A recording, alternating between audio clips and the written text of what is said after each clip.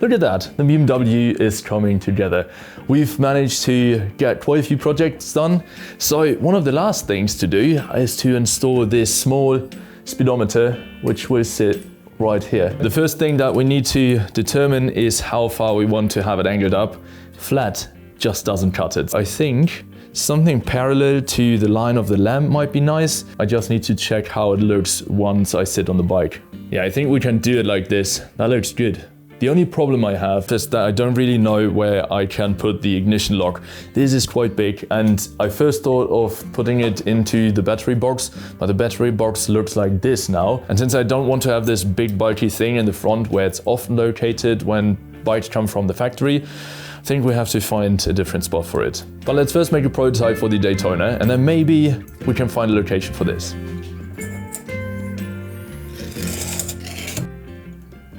Alright, so while I figure out the prototype, let me quickly tell you why you need to get a new Speedo cable if you go with a digital speedometer.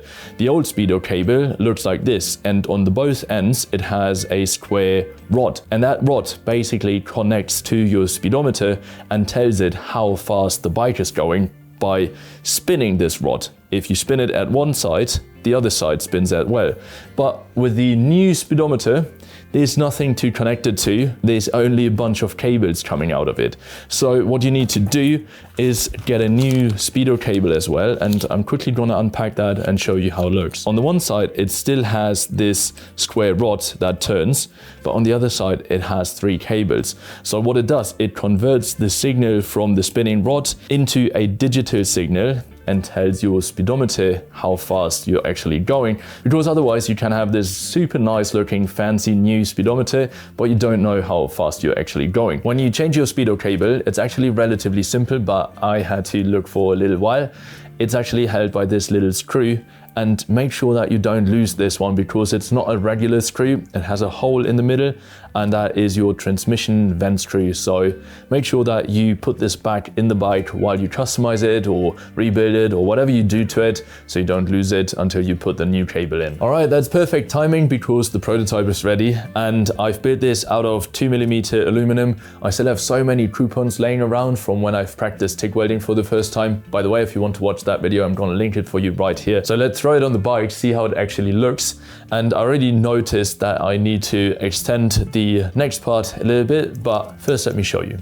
I know this looks pretty rough, but it's just to get the dimensions right, know where the holes have to be, and on the proper part I clean everything up, make it look nice and cut all the excess material off. But for now, this is how the Speedo sits at the moment with the prototype, and I notice immediately that it sits too close to the handlebars, so I'm gonna move it a little bit up, but I have all the measurements that I need, so we can take this off and then make the proper bracket.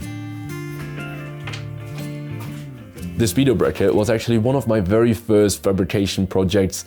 I think that's like 2 years ago or something like that. And I struggled so much. It's actually not funny because I didn't know how to get the right measurements for the holes.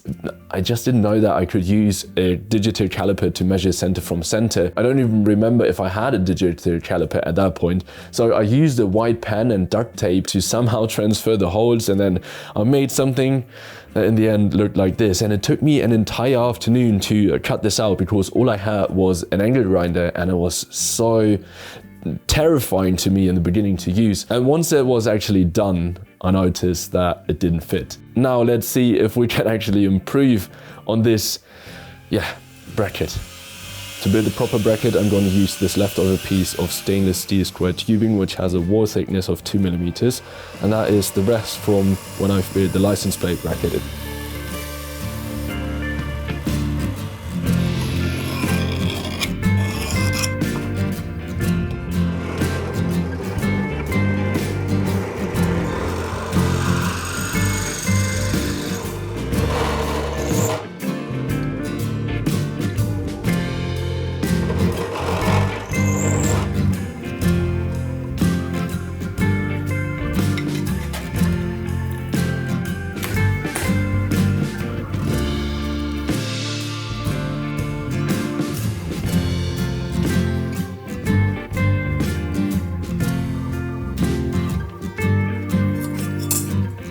Alright, that's how far I am, so it's time for a test fit and then we can determine the final shape.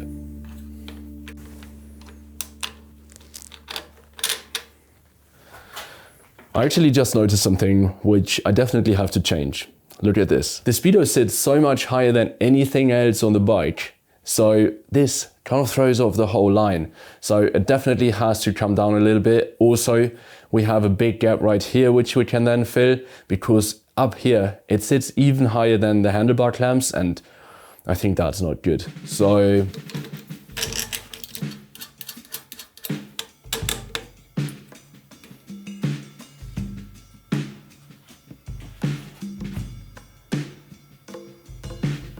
what do you think about this spot where it's close to the handlebars and in line with the handlebar mounts? I think I need to see this from afar, so let's build a prototype.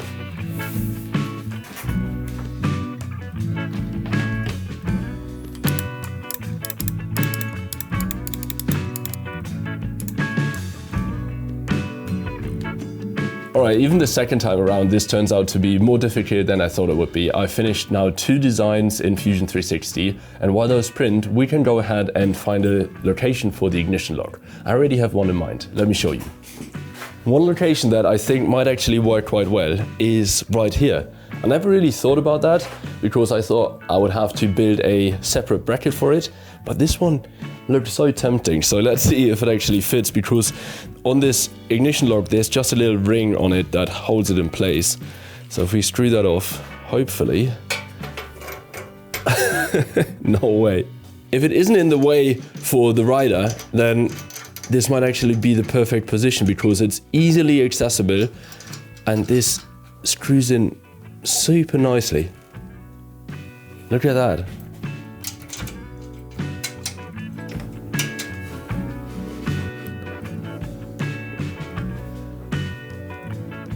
Oh, this might be perfect. Rider is fine. If there is a second person in the back, that should still be... Dude, this is perfect. That was easier than I thought it would be. At least one thing that is easier. So yeah, let's check on the prints. Here are the 2 prototype brackets. This one is the one where the Speedo will sit a little lower, and I created these little angles right here so it tilts upwards. And then with this one, the Speedo will sit a little higher than the triple clamp, and I've used the loft function in Fusion 360 to connect the top part to the separate holes at the bottom. The two look completely different, but what I want to determine in the first place is the position of the Speedo on the bike. So it doesn't really matter how these 2 parts look. Let's put it on the bike and see which version is better. So that is version 1.